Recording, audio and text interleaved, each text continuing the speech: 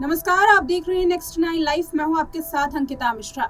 इन दिनों social media से लेकर के टेलीविजन चैनल्स तक आप जिसके बारे में सबसे ज्यादा चर्चाएं सुन रहे हैं वो है ज्योति मल्होत्रा, यूट्यूबर ज्योति मल्होत्रा।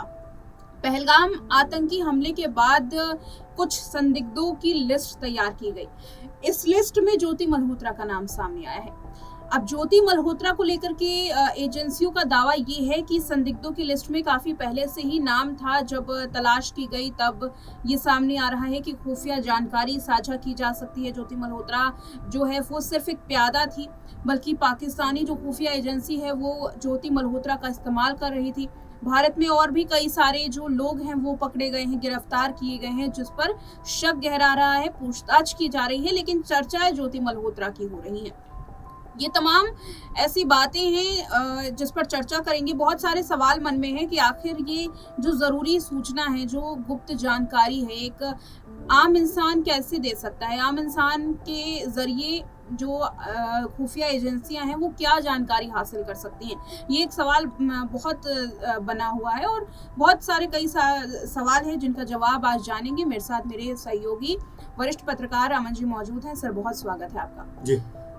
सभी के मन में यही सवाल है सर कि क्या ऐसी जानकारियां थी जो ज्योति मल्होत्रा के जरिए साझा कर सकते थे, क्योंकि एक आम से यूट्यूबर है, बहुत सारे ऐसे यूट्यूबर है अपने वीडियोस के लिए लाइक्स और सब्सक्राइबर्स के लिए वो घूमते रहते हैं। तो अगर कोई खुफिया एजेंसी ऐसे इस्तेमाल कर रही है किसी नागरिक का, किसी दूसरे देश के नागरिक का जासूसी के लिए, तो क्या चीज पता करने की कोशिश कर सकती है कि अब जैसे पहलगाम आतंकी हमला हुआ जी, कैसे कनेक्ट कर सकते हैं? देखिए, बिल्कुल अंकिता, लगातार जिस तरह से ज्योति मल्होत्रा को गिरफ्तार किया गया है, उनके अलावा भी कई लोग संदिग्ध हैं जिनको लेकर अभी भी कह सकते हैं कि तमाम तरह की चर्चाओं का दौर है कि ये पूरे गुट में होकर इस तरह की चीज़ें करते हुए नजर आते थे।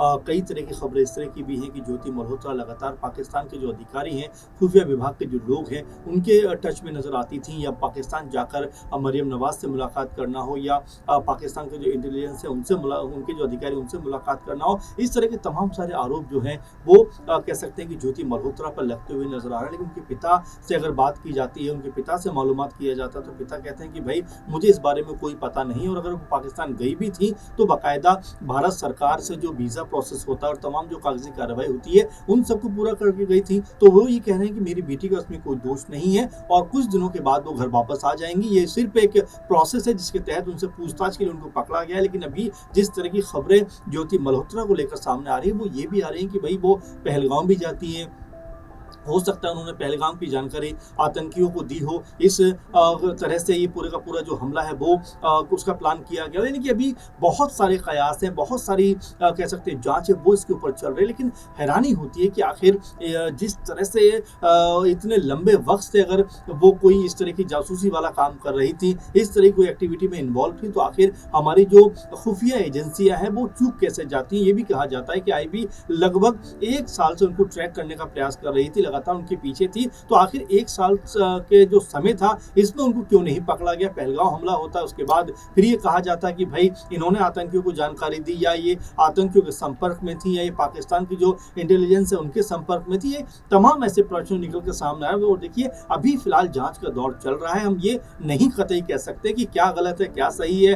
तो क्या ये कहा जा सकता है कि पहलगाम आतंकी हमला, क्योंकि हमले से कुछ दिन पहले ही पहलगाम गई थी, तो क्या वहाँ की सुरक्षा का मुहैया करवाने के लिए भेजा गया? बहुत शुरुआती बात है अंकिता, ये इसको लेकर जैसे मैं पहले कह रहा हूँ कि अभी बहुत पुख्ता जानकारी हमारे पास नहीं है। अगर मगर के ऊपर सारी खबरें चलती हुई नजर आ रही हैं। और देखिए, पहलगाम को लेकर पहले भी ये कहा जा रहा था, 20 दिन पहले भी पहलगाम होने से पहले ये खबर थी कि वहाँ पर कोई ना कोई आतंकी हमला होने वाला है। तो IB के पास, जो हमारे खुफिया विभाग है, उनके पास तमाम सारी जानकारियां थी। और ये भी कहा जा रहा था कि जब आपको पता है कि वो संवेदनशील जगह थी तो आखिर उसको इतनी जल्दबाजी में क्यों खोला गया उस जगह को। तो ये तमाम ऐसे प्रश्न जो लगातार सवालों के घेरे में है। लेकिन इसका सारा का सारा भार जो है वो एक तरीके से ज्योति मल्होत्रा के ऊपर डालना। और अभी क्योंकि ये पूरे का पूरा मामला जो है अंकिता वो इन्वेस्टिगेशन के दौर में है, क्या वाकई में कुछ पैसों के लालच में ज्योति मल्होत्रा ने तमाम भारत की जानकारियां पाकिस्तान को साझा की, ये प्रश्न उठता हुआ नजर आ रहा है। क्या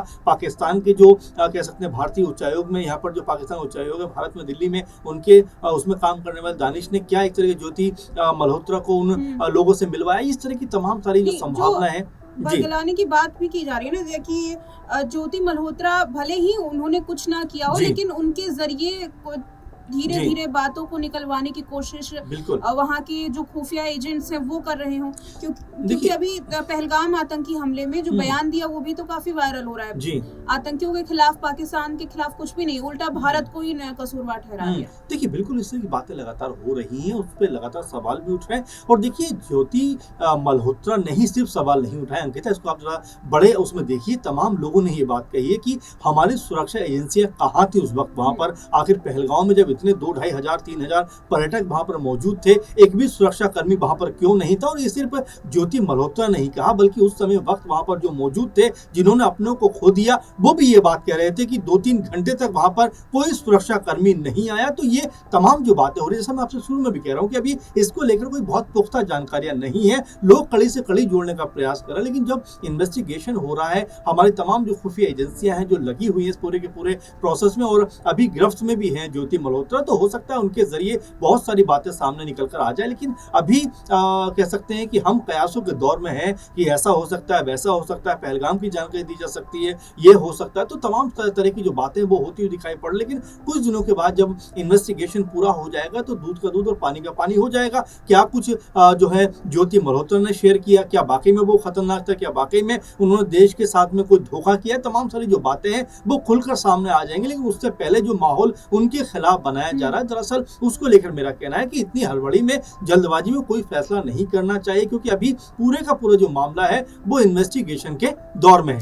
नहीं तो अभी एक आम नागरिक होने के नाते अगर मान लीजिए किसी को भी खुफिया एजेंसी पकड़ लेती है, तो क्या कुछ जानकारियां कोई आम नागरिक दे सकता है? देखिए जानकारियां तो बहुत सारी हो सकती हैं अंकिता, क्योंकि आप जब देश में रहते हैं तो तमाम, जैसे पहलगाम की आप अगर बात करें तो बहुत सारी चीजें जहाँ की जानकारी साझा की जा सकती है। और ये कयास हैं, ये संभावनाएं हैं, ये एक तरीके से उन चीजों को कहीं ना कहीं जो हुआ है उन घटनाओं से जोड़ने का तरीका हो सकता है। लेकिन देखिए end of the day report जो है वो खुफिया जो पुलिस जांच कर रही है, जो खुफिया विभाग जांच कर रही है, उनकी तरफ से आनी है। और देखिए आरोपी होने में और अपराधी होने में फर्क है, क्योंकि आप देखिए अभी उनके ऊपर आरोप लगे हैं, आप भी उनको आरोपी बोलेंगे, हम भी उनको आरोपी बोलेंगे और तमाम जो लोग हैं वो भी उनको आरोपी बोलेंगे। देखिए आरोप तो बहुत सारे लोगों पे लगते हैं, लेकिन हमारा जो कहना है वो ये कहना है कि भाई आरोप लगा है, अपराधी साबित नहीं हुई है, लेकिन हाँ अगर उनके खिलाफ कोई गलत गतिविधि में शामिल होने की जो कह सकते हैं पुख्ता कुछ सबूत है वो सामने आता है, तो वाकई में जो कोर्ट है, न्यायालय है, तमाम जो प्रोसेस है उसके तहत उनको कड़ी से कड़ी सजा दी जाएगी।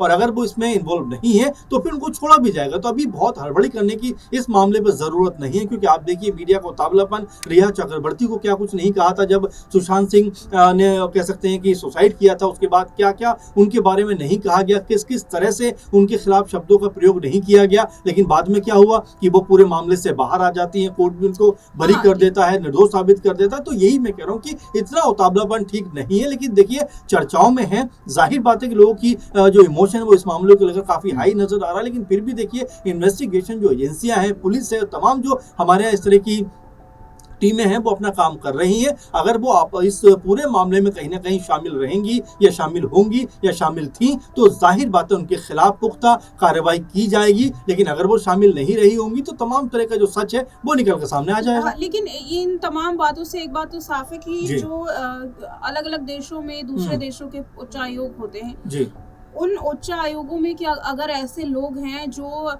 उसी देश के लोगों को बरगला रहे हैं या अपनी ओर आकर्षित कर रहे हैं कि आप हमारे देश आइए, हम आपको रहने का, खाने का एक पूरी सुविधा देंगे, पैसे देंगे, तो ये कहीं ना कहीं परेशानी का सबब है। और वो भी उसके लिए जो तनाव भरी स्थिति। देखिए बिल्कुल मैं फिर कह रहा हूँ कि ये बहुत अभी बातें हो रही है इसके लेकर, इन्वेस्टिगेशन का विषय। फिर मैं ये कहूँगा देखिए कि किसी का जाना या आना, क्योंकि पाकिस्तान से अभी हमारे यहाँ देश में कितने हजार लोग अभी वापस पाकिस्तान गए हैं, तो ये एक अलग तरह की बात है, इस पर हम अलग विषय हो जाए। क्योंकि देखिए किसी देश में आना जाने का मतलब ये नहीं है कि आप उसकी खुफिया जानकारी शामिल करने लेने के लिए आए हो। अगर हाँ जो लोग इसमें शामिल होंगे, जो लोग भी इसमें इन्वॉल्व होंगे, तो जो हमारी जांच एजेंसियां हैं, पुलिस है और तमाम जो कह सकते हैं हमारे यहाँ टीमें इस तरह की हैं, वो उसके खिलाफ पुख्ता तौर पर कार्रवाई करते हुए नजर आएंगे। अब जरा देखिए ये भी खबर आ रही है कि ज्योति मल्होत्रा जो है वो 4 बार बिहार गई। अब ये भी खबर है कि अपने देश में भी आदमी नहीं घूम सकता, और क्या वाकई में अगर वो घूमने गई है तो कोई वहां से उन्होंने जानकारी साझा की है तो ये जो कह सकते हैं आधा अधूरा सच है, ये खतरनाक कह सकते हैं कई बार साबित होता है। इसलिए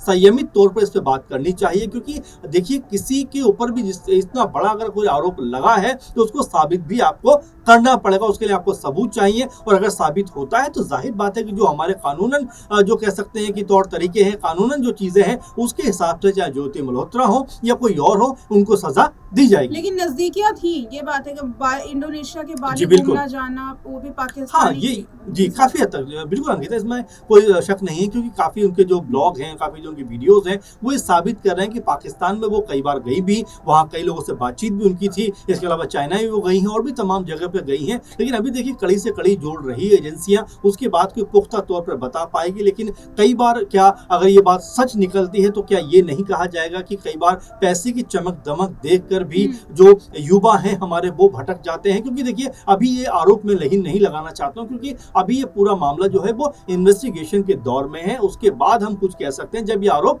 साबित हो जाएगा। चलिए ठीक है, बहुत बहुत शुक्रिया सर आपका। और यही तमाम बातें हैं, कई कड़ियां जो हैं वो निकल कर सामने आ रही हैं। और पुलिस का कहना है, जांच एजेंसियों का कहना है कि हमारे पास कुछ ऐसे सबूत थे जिसके आधार पर हमने गिरफ्तारी की है और जांच अभी बाकी है, पूछताछ अभी की जा रही है। कुछ ऐसे सवाल है जिनके जवाब ज्योति मल्होत्रा नहीं दे पाई है, इसलिए जांच का जो सिलसिला है वो और भी ज्यादा आगे बढ़ रहा है। एनआईए ने जांच की, कई और दूसरी जांच एजेंसियां हैं जो ये पूछ रही हैं कब कब किस किस लोगों से मुलाकात हुई, दानिश से कैसे मुलाकात की गई, पाकिस्तानी खुफिया एजेंसी के किन किन लोगों से मुलाकात की गई है। तो ये तमाम बातें जो है वो निकलवाने की कोशिश है वो की जा रही है। अब देखना आगे ये होगा कि ज्योति मल्होत्रा और साथ ही कुछ लोग जो गिरफ्तार किए गए हैं इनके ऊपर और क्या खुलासे होते हैं और पुलिस या जांच एजेंसियां क्या इस पूरे मामले में अपना जो एक रिपोर्ट है वो तैयार करती है, क्योंकि आगे कोर्ट को ये रिपोर्ट देनी होगी, उनको बताना होगा किस आधार पर गिरफ्तारी की गई है और क्यों गिरफ्तारी जमानत में ना बदली जाए, क्यों ज्योति मल्होत्रा को जमानत ना दी जाए। इस पूरी रिपोर्ट पर आपको क्या कहना है, कमेंट करके अपनी राय जरूर दीजिएगा।